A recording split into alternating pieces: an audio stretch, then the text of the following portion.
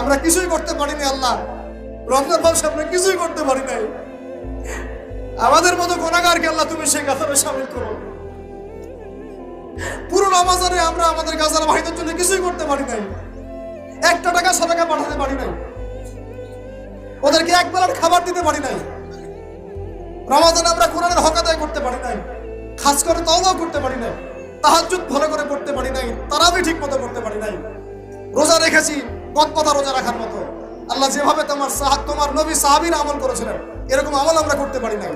তাও তোমার ক্ষমা, তোমার দয়ায়, তোমার রহমতে আজকে আমাদেরকে ক্ষমা করো এবং এই শিক্ষাগুলো থেকে আমাদেরকে ভবিষ্যতে তৌফিক দান করো, যাতে করে আমরা তোমার রেজামন্দির মতো করে জীবনযাপন করতে পারি, গুনাহমুক্ত জীবনযাপন করতে পারি, ইসলামের জন্য একদম জান মাল সময় শ্রম উজাড় করে দিনের খেদমত করতে পারি।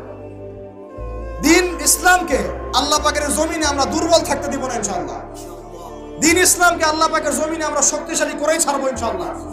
দিন ইসলামকে আমরা আল্লাহ পাকের জমিনে বিজয়ী করেই ছাড়বো ইনশাআল্লাহ। এই পথে যারা বাধা প্রদান করবে এদের বিরুদ্ধে আমরা প্রতিবাদ করে তুলবো ইনশাআল্লাহ। আল্লাহ রাব্বুল আলামিন আমাদের সবার দিনের মধ্যে দিন ইসলামের প্রতি খাস মহব্বত দান করেন, কোরআনের মহব্বত ঢেলে দেন, ঈমানের মহব্বত ঢেলে দেন, সুন্নতের মহব্বত ঢেলে দেন এবং সাহাবী বলা জিন্দেগি আমাদেরকে যাপন করার তৌফিক দান করেন। আল্লাহ রাব্বুল আলামিন আজকের এই খুশির দিনে, গুনাহ মাফের দিনে আল্লাহ পাক আমাদের সবাইকে ক্ষমা করে দেন এবং যে ভুল ত্রুটিগুলো আমাদের দ্বারা হয়েছে আল্লাহ পাক সমস্ত ভুল ত্রুটিগুলো মাফ করে দেন এবং আগামীতে যেন এমন ভুল ত্রুটি না হয়, রমাদানের শিক্ষাগুলোকে নিয়ে পুরো বছর আমাদেরকে জীবনযাপন করার তৌফিক দান করে দেন।